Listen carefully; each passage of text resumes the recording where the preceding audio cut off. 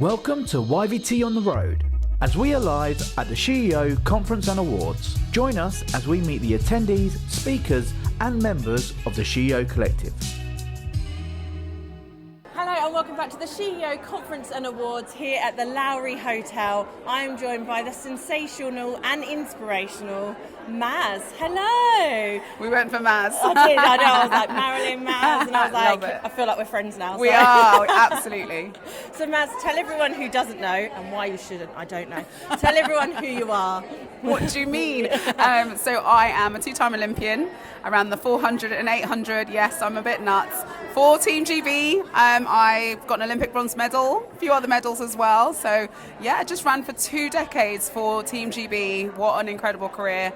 The only guarantee is that it ends. So I'm now a public speaker, mental health advocate, and I just love to empower women and girls to get fit, get moving. And yeah, I'm obsessed with leadership a bit. I love that. I like totally sucked in when you said like get ready for fitness and stuff. I was like, okay. But amazing. I mean, you've just spoken on the panel with Jessica and Jordan and Jojo just interviewed you. Something that has never really sort of come to mind that just kind of went, oh, holy hell, yeah, was the fact that someone said, well, you trained for 4 years to run under 2 minutes, but actually, like you just said, you trained for 20 years to run under 2 minutes. Like, where does that come from?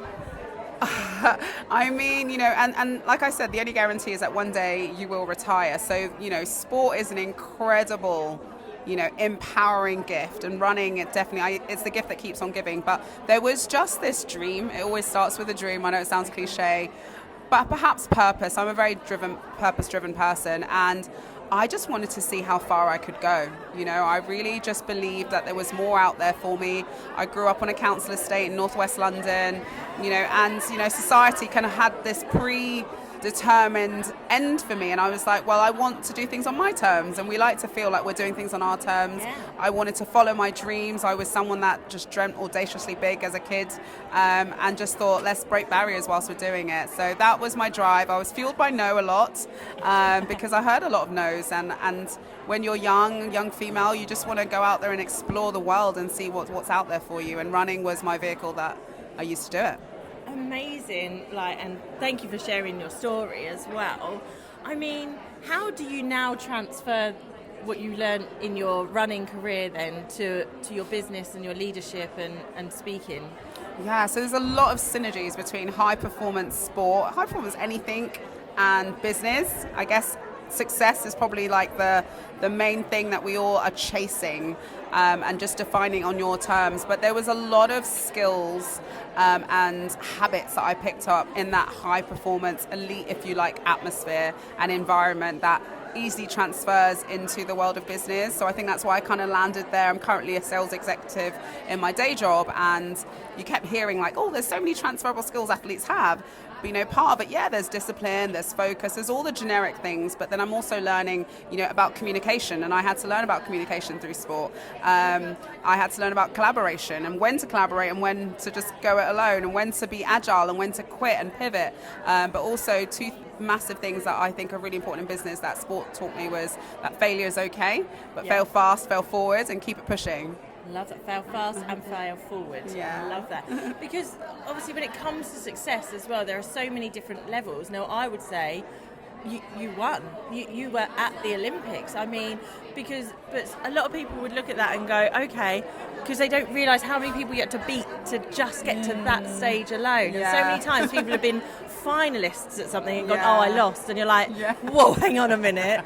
You were a finalist. Like, you got to the Olympics. Yeah, there's definitely a lot of like perspective that you need to put on things, because as athlete our mindset is always chasing the next thing. So for me, when I retired, I was like, oh, I'm a big failure, because I still had a goal that I was chasing. You're constantly, you know, pushing out the goalposts, and I guess the ideal would to be like right now I would say I didn't get an Olympic gold medal, I've just got a bronze, but it's like, come on girl, like you got to the Olympics, you managed to get hardware, but that's how we're wired. You're always chasing that next. And so retirement from sport and transition is something I talk a lot about, because it's really difficult. Everyone has their own journey, but it is about reframing, and there is life beyond your sport. And also it was a journey, and it, like I said before, it's the gift that keeps on giving, and I get to, you know, use some of those skills not just in my next career but also just in life.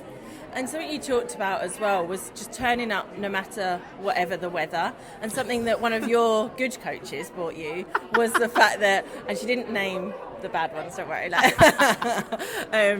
totally named all the good ones, but was actually that you were taught to do cross country running, and you're like, well, hang on, what are you on about? I don't do cross country. Yeah, proper city girl, like concrete all the way, don't like mud, don't like cold. I'm Nigerian heritage, so my muscles just like hot and humid. So cross country was not really where I thought I would thrive, but actually that's where my mindset really grew. I actually did quite well at it, surprised some people, and I love proving people wrong.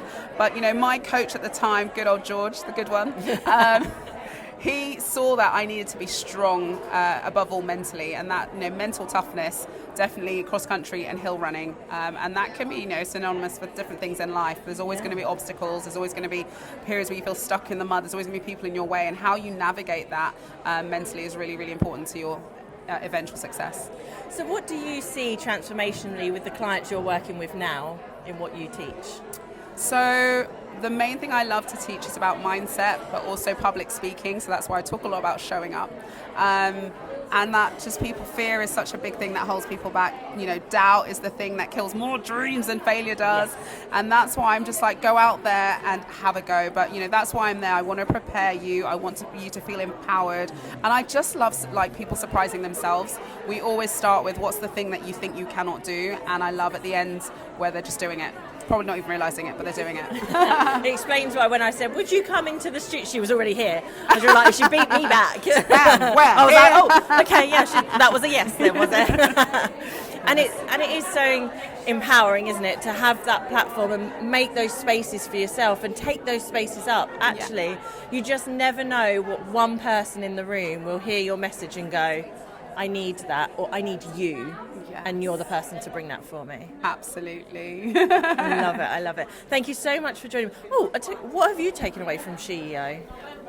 Oh my gosh, your network is your net worth. I love how this has all come about, meeting Jojo many years ago and then her introducing me to Jess, and then I've just come into a room full of dream chasers, and so I'm in a bit of a transitional period as well, wanting to go bigger, wanting to keep chasing my next, so I've just been really motivated to make sure that I invest in myself like I should. Ooh, I'm excited by this. I feel like we're gonna have to stay in touch and so we can get updates on what your Absolutely. Next is like. 2026 is going to be a good year. Okay, watch this space. We're going to grab all your details, all your links as well, so where you can go and find out from Maz about the coaching and speaking that she offers. Find out about her story. Go and have a look and take up space. Get challenged by your nose and turn up for every weather. Thank you so much for joining me. Thank you for having me. Thank you for watching Your Video Team on the Road.